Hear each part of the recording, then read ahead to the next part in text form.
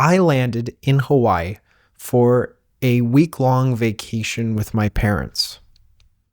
My luggage didn't.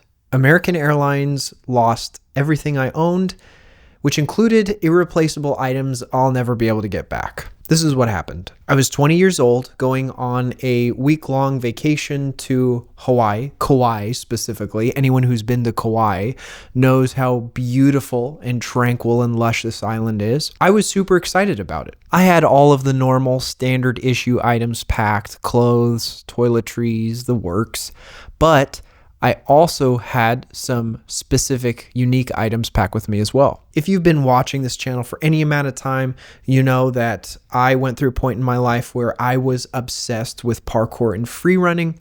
So as a result of that, I had all kinds of gear from different teams from all over the world. I actually posted a video a couple weeks ago talking about a teacher who had a very profound impact on me. He worked for a gym that I trained at, and that gym had really cool merch that I had, and one specific tank top that was actually dedicated to him. I think you know where this is going. These items weren't just clothes, they were a representation of my identity at the time.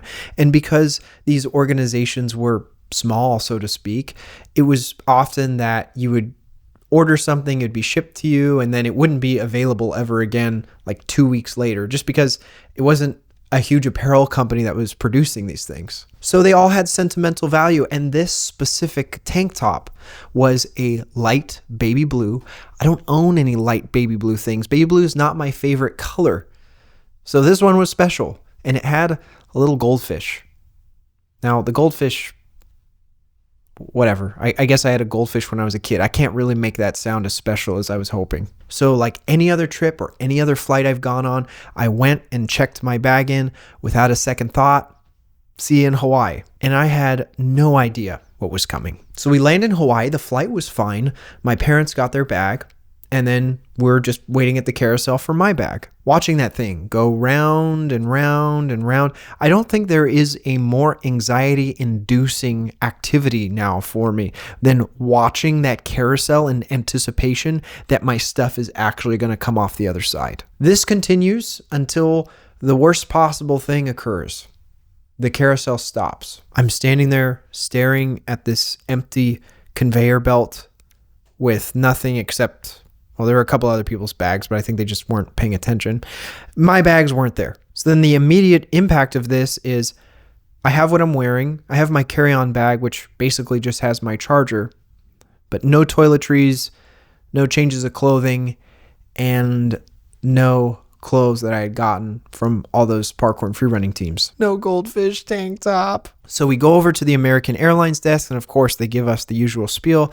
Oh, don't worry, we'll find it. We'll make sure to send it to you. Just fill out all of this paperwork. And I mean, they didn't really seem that concerned about it, which I'm not super surprised by. They probably have this happen all the time. Different airlines do. But it still left me in this weird feeling situation where we couldn't really do anything we'd planned. We have to anticipate having to get new items, basically go on a shopping spree. They reassured us that they were tracking it and we just need to call them back to confirm when it was being sent over. But the reality is there never was an update. They never actually found the bag. I, to this day, have no idea. Apparently there is this superstore where lost luggage goes to.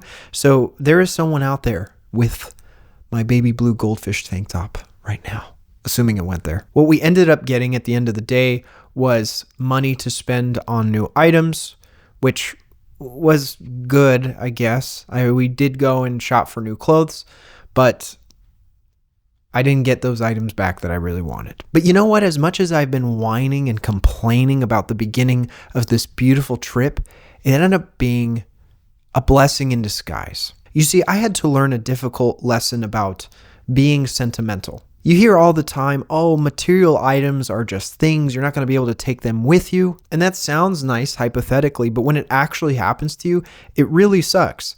And I came to realize the truth of that statement the hard way. I have damaged or lost valuable things since that trip, but it doesn't have the same effect as it did then because I learned to really take stock of what I should be grateful for.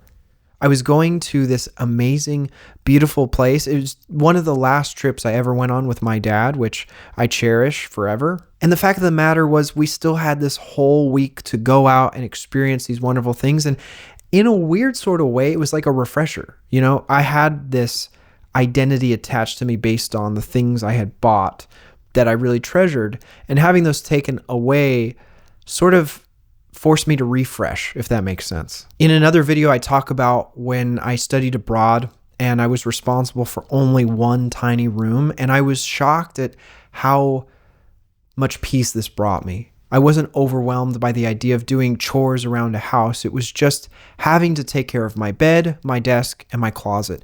And this brought me a lot of peace. And in some ways, losing that luggage brought me a newfound sense of peace. Like I just had to let go and accept things for what they were and appreciate just what I had in front of me. And I know someone is watching this thinking, big deal, bro. You lost some stuff and you got to go to Hawaii. Like, okay, what else is bad for you? Listen, Jonas, or whatever your name is, I'm trying to make a point with this story, and I was running out of material, so I was talking about a trip, all right? It just hasn't been that exciting for me. So with all that being said, what are some practical tips we can take away from this experience? Well, the first thing I did was never check the bag in again as long as I could avoid it. Obviously, this isn't always the case. If it's a huge trip and you need to bring all this stuff, then you kind of need to check your bag. But if something is absolutely of paramount value to you, don't put it in that bag.